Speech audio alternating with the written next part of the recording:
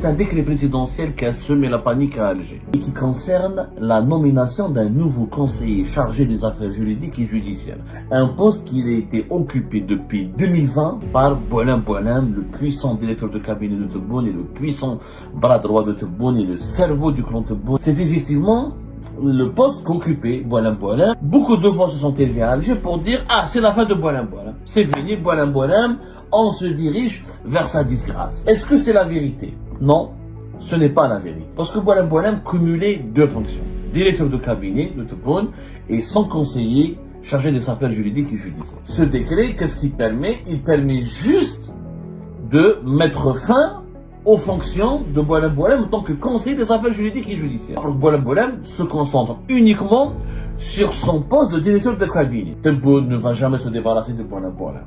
Pour une raison simple, c'est que celui qui travaille, c'est Boualem Boualem. Tebboune ne travaille pas. Tebboune, il vient tard au bureau, il adore faire des longues réunions, parler pendant 3-4 heures avec beaucoup d'interlocuteurs. Tebboune est un jouisseur. Tebboune, il aime le confort, il aime le luxe, il aime Ksairi, comme on dit. Tebboune, t'as Gossara, mais si t'as Khadma. Tebboune, quand il vient au bureau à la présidence, c'est Boualem Boualem qui lui a préparé tous les dossiers. C'est Boualem Boualem qui le brief. C'est Boualem Boualem le travailleur. Le cœur battant de la politique de Tebboune, c'est Boualem Boualem. C'est un décret présidentiel qui a semé la panique à Alger. C'est un décret présidentiel dont nous avons pris connaissance aujourd'hui et qui concerne la nomination d'un nouveau conseiller chargé des affaires juridiques et judiciaires.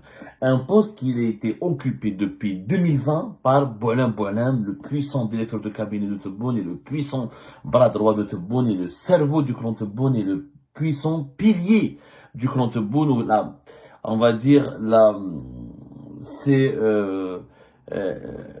plus que le bras droit, c'est le collaborateur, là, c'est la béquille de Tebboune. Tebboune s'est toujours appuyé sur Boualem Boualem pour gérer les affaires de l'État. Donc ce décret, il s'agit du décret présidentiel du 6 octobre 2025, qui a mis fin aux fonctions d'un conseiller auprès du président de la République chargé des affaires juridiques et judiciaires, relations avec les institutions, enquête et habilitation.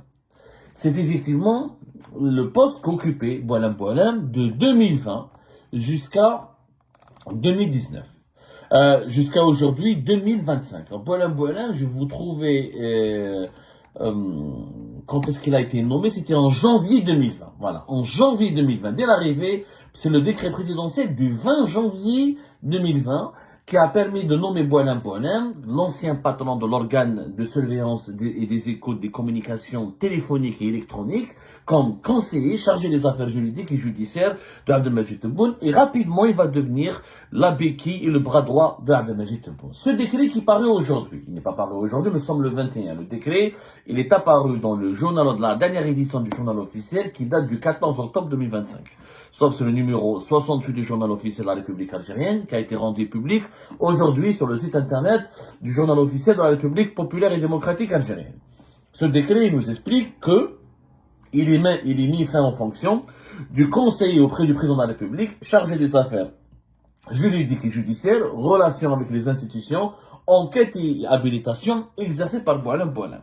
Beaucoup de voix se sont élevées à Alger pour dire « Ah, c'est la fin de Boualem Boualem. C'est fini, Boualem Boualem, on se dirige vers sa disgrâce. » Est-ce que c'est la vérité? Non, ce n'est pas la vérité. Pourquoi? Parce que Boualem Boualem cumulait deux fonctions. Directeur de cabinet de Tebboune et son conseiller chargé des affaires juridiques et judiciaires. Je rappelle que pour comprendre le sens de ce décret, ils étaient obligés de faire ce décret parce que pour mettre fin au cumul de fonctions de Boualem Boualem. Et c'est un nouveau chargé des affaires juridiques et judiciaires qui a été nommé à la place de Boualem Boualem. Mais il y a une nuance importante. Allons-y, doucement, on va tout comprendre, vous allez tout comprendre avec nous. D'abord, un rappel. Monsieur Boualem Boualem a été confirmé dans son poste de directeur de cabinet de Abdelmadjid Tebboune dans un décret présidentiel qui est apparu, qui a été adopté par Abdelmadjid Tebboune le 2 janvier 2024 et qui est sorti dans l'édition du journal officiel du 16 janvier 2024. Ce décret présidentiel avait confirmé M. Boualem Boualem comme étant le nouveau directeur de cabinet de Abdelmajid Tebboune, du chef de l'État. Le cabinet de Abdelmajid Tebboune était dirigé déjà par Monsieur Boualem depuis novembre 2024, puisque rappelez-vous, celui qui était directeur de cabinet d'Abdelmajid Tebboune, c'est un certain Nadir Arbaoui. Il a été nommé, et parce que Nadir Arbaoui, le 11 novembre dernier, il est passé Premier ministre. Donc, Boualem a été nommé d'abord directeur par intérim. Et comme Boualem suscite énormément de controverses et il n'est pas du tout aimé par les militaires, il n'est pas du tout aimé et respecté, considéré par les militaires et les services secrets et l'ensemble des institutions sécuritaires, Abdelmajid Tebboune, il a pris du temps pour l'imposer officiellement comme directeur de cabinet. Il a attendu jusqu'au début de l'année 2024. Il a voulu faire passer la pilule doucement à l'armée et au service de sécurité. Mais depuis janvier 2024, il cumulait les deux fonctions. Aujourd'hui, rappelons-nous,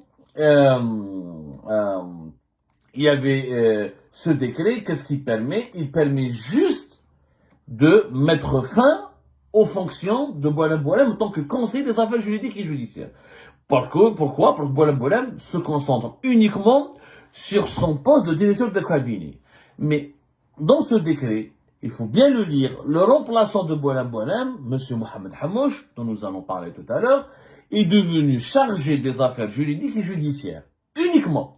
Alors qu'auparavant, Boualem, il était chargé des affaires juridiques et judiciaires et relations avec les institutions, enquête et habilitation. Les prérogatives et les missions de diriger et de s'occuper des enquêtes d'habilitation et des relations avec les institutions n'ont pas été attribuées, ces prérogatives n'ont pas été attribuées à M. Mohamed Hamouche qui remplace officiellement Boualem dans ce poste-là. Mohamed Hamouche est uniquement chargé des affaires juridiques et judiciaires. En réalité, Boualem en tant que directeur de cabinet a gardé le poste de directeur de cabinet en plus de ses prérogatives de responsable des relations avec les institutions, enquête et habilitation. Qu'est-ce que ça signifie? Responsable des relations avec les institutions, enquête et habilitation.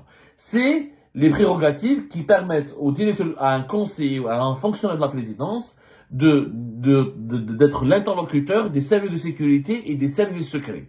Notamment en ce qui concerne les enquêtes d'habilitation. Ça veut dire quoi une enquête d'habilitation? En Algérie, comme dans beaucoup de pays à travers le monde, en Algérie, on parle d'enquête d'habilitation. Dans les autres pays du monde, ça a une appellation, un autre nom. C'est le même concept. Avant que le président de la République ne valide ou ne nomme ou ne confie un poste stratégique à une personnalité, soit le poste de ministre, premier ministre, secrétaire général d'un ministère, PDG d'une grande entreprise étatique, Wali, ou directeur directeur de cabinet aussi d'un ministère important. Il faut que les services de sécurité, la présidence demande aux services de sécurité des enquêtes d'habilitation. La DGSN, la police nationale, la DGSI, le service de renseignement intérieur, les services secrets, la gendarmerie nationale font des enquêtes de 3 rapports qui sont soumis à la présidence de la République. Ensuite, sur la base de ces rapports, le président peut valider ou invalider la nomination d'une personnalité à un poste clé ou à un poste de responsabilité au sein de l'État. Le président peut ne pas prendre en considération les enquêtes d'habilitation ou les conclusions des enquêtes ou les recommandations. Une enquête d'habilitation donne des conclusions et des recommandations. Les services de sécurité vont dire est-ce que ce personnage il a une bonne réputation, est-ce qu'il est impliqué dans des affaires de mœurs, est-ce qu'il a des problèmes au niveau de la probité parce qu'il est honnête ou pas honnête, est-ce qu'il est impliqué dans des affaires de corruption, est-ce qu'il a un passif avec la justice, est-ce qu'il a un casier judiciaire ou pas, est-ce qu'il a des fréquentations dangereuses, est-ce qu'il a des relations avec des entités étrangères. Voilà, toute sa vie, elle est épluchée. Sa vie et tout son passé est épluché pour ensuite les services de sécurité font des recommandations pour dire ce monsieur, nous n'avons rien sur lui, il n'a rien de bizarre, ou ils vont dire non, il est impliqué dans telle ou telle affaire. Malheureusement en Algérie, les enquêtes d'habilitation, quelquefois elles sont bâclées, ou elles sont politisées pour détruire et dégommer certaines personnalités politiques, ou quand elles sont bien faites, le président de la République ne s'appuie pas, il ne cherche pas. Elle ne les prend pas en considération, il va juste les lire. Et s'il décide à l'époque de Général Tofir, Bouteflika, il a nommé pas mal de ministres importants, alors que leur enquête d'habilitation était mauvaise. Et Tebboune a fait la même chose. Boilem, la preuve, lui-même, il a une enquête d'habilitation qui est contre lui. Je te fais un mot. Lui-même, il a des rapports des cellules de sécurité qui sont contre lui. Donc, cette prérogative de diriger les enquêtes d'habilitation, elle relève de Boilem. Et c'est le poste qui a donné à Boilem une énorme puissance. Et depuis 2023, c'est Boilem qui gère cela. Donc, le nouveau remplaçant de Boilem n'a pas pris les prérogatives, n'a pas obtenu les prérogatives d'être en relation avec les institutions sécuritaires et de diriger ou d'être l'interlocuteur de services de sécurité en ce qui concerne quand il s'agit de gérer ou de diriger des enquêtes d'habilitation. Donc, c'est Boilem en tant que directeur de cabinet qui les garde. Mohamed Hammouche, donc c'est vraiment important de comprendre cette nuance. Donc, on peut pas parler de disgrâce. Boilem aurait subi une disgrâce s'il avait perdu, y compris les prérogatives de relation avec les institutions et les enquêtes et habilitation. Le nouveau conseiller qui le remplace n'a pas pris ces prérogatives. Donc, elles ont été conservées par Boilem. Ça, premièrement. Pourquoi ce n'est pas une disgrâce? Parce que Mohamed Hammouche est issu directement de l'entourage de Boilem. Hada, le nouveau remplaçant, le nouveau conseiller qui remplace Boilem, est tout simplement un gars du clan de Boilem, qui est Mohamed Hammouche. Mohamed Hammouche est l'ancien inspecteur général du ministère de la Justice en 2020. Mohamed Hammouche est originaire de Meshriya, de Naama. Comme exactement Mohamed Boilem qui est de Ain Safra. C'est la même région, la même tribu que Abdelmajid Tebboune et Abdelmajid Tebboune est de Meshriya. Monsieur Boilem, il est de Ain Safra. Donc c'est juste à côté. Donc, il est originaire de la même région, de la même région que Abdelmajid Tebboune et que monsieur Boilem. Zid, il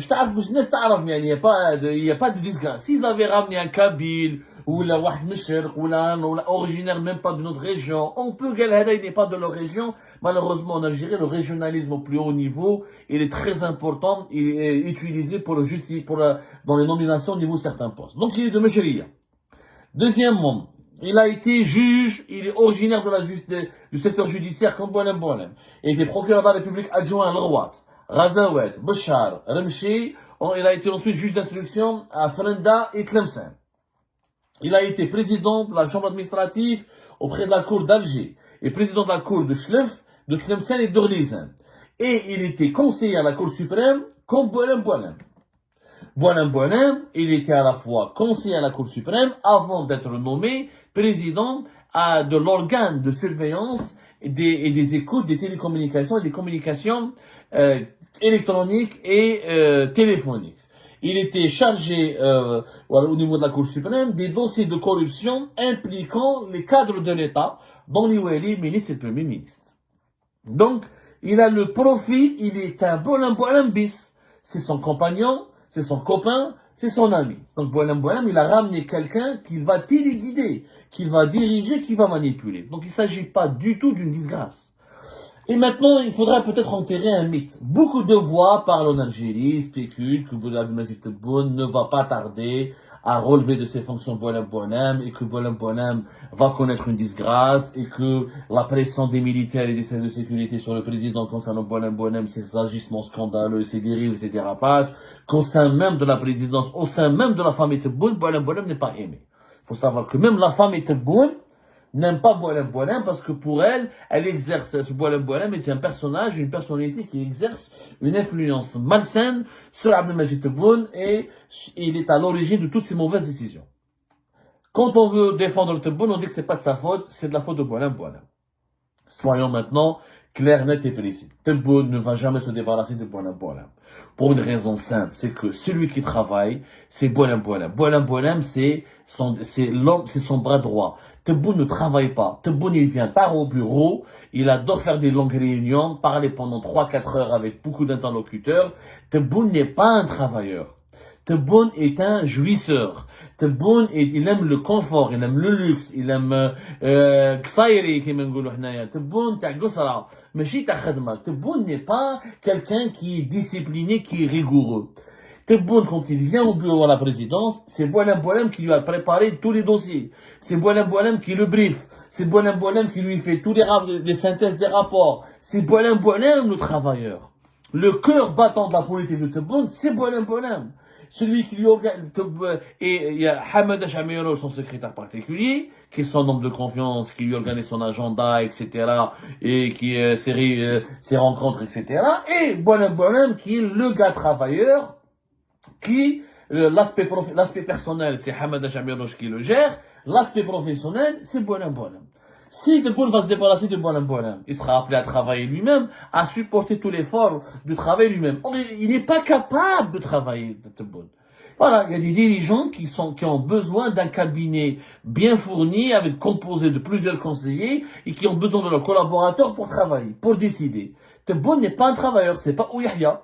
Ouyahia, c'est un travailleur. Ouyahia, il rentrait au bureau, 7h, 8h du matin, il pouvait rester jusqu'à 22h, 23h. C'est pas le cas de Tebboune. Tebboune, il peut rester jusqu'à 23h, mais pour boire un verre, pour boire du thé, pour discuter, pour rigoler, pour débattre, pour analyser, mais pas pour travailler, pas pour faire des rapports, pour lire et relire et discuter, revérifier les chiffres et réfléchir et manger. Non, c'est pas du tout un président travailleur. C'est Bonhomme. Donc, s'il va se débarrasser de Bonhomme, qui va assurer le travail pour Tebboune? Ça sera pas possible. Tebboune ne va pas, il va d'abord, le jour où il va libérer Bonhomme, il faut qu'il y ait deux conditions qui soient réunies. Un, il faut qu'il soit nommé comme ambassadeur à l'étranger, dans un pays important, parce qu'il doit garantir, il doit protéger ses arrières, parce qu'il a beaucoup d'ennemis Bonhomme qui l'attendent au tournant, et qui vont vraiment le couper ou le déchirer en plusieurs, le massacrer et le couper en plusieurs morceaux, parce qu'il a beaucoup d'ennemis. De deux, pour que Tebboune libère Bonhomme, il faut qu'il trouve son successeur. Il faut que Tebboune dise, c'est bon, je ne peux pas continuer comme président, je vais préparer mon successeur, et c'est à mon successeur de faire son propre cabinet et ou là d'assumer le travail. C'est pas le cas. Les deux conditions ne sont pas réunies. Tebboune n'a pas encore choisi son successeur. Il n'a même pas décidé, il sait même pas est-ce qu'il va faire un troisième mandat, peut-être, ou est-ce qu'il est prêt à passer le flambeau et à se contenter de 2 mandats. Est-ce qu'il va terminer son deuxième mandat ou pas? Donc, il est toujours dans l'optique, c'est lui le chef. Il n'a pas encore trouvé le successeur. De deux, Bonhomme n'a pas encore été libéré, n'a pas encore été la nomination de Bonhomme en tant qu'ambassadeur. Bonhomme, il veut être ambassadeur d'Algérie à Paris, en France notamment. Cette option n'a pas été encore validée. Pourquoi? Parce qu'au sein de l'institution militaire et au sein des services secrets, notamment au sein de l'état-major de l'armée, Bonhomme n'est pas du tout populaire. Chingriha n'aime pas Bonhomme. Chingriha n'aime pas Bonhomme, mais Tebboune l'a a forcé Chingriha à s'entendre avec Bonhomme, à le respecter, à le prendre en considération. Mais Chingriha, dans son cœur, il n'aime pas Bonhomme. Pourquoi? Parce que Bonhomme, c'est la première fois que dans l'histoire de la présidence ou dans l'histoire politique du pays, où l'armée est obligée de composer avec un secrétaire ou un directeur de cabinet ou un conseiller du président. L'armée a toujours partagé le pouvoir avec le président. Tebboune, il a instauré une nouvelle, il a forcé l'armée à accepter que lors des réunions officielles, y compris sécuritaires, y compris le Haut Conseil de sécurité nationale, y compris en parlant des sujets les plus sensibles, il a forcé le militaire à accepter la présence de Bonhomme et à accepter son travail, à accepter son avis, sa lecture et ses analyses et sa vision. Ça, l'armée ne le digère pas. Sans oublier le passé de Bonhomme. Bonhomme était une figure du régime de Bouteflika. C'était le patron des écoutes à Bouteflika. En plus, il n'est pas aimé par les militaires parce que lui, il les a mis sur écoute. Il a des dossiers sur tout le monde.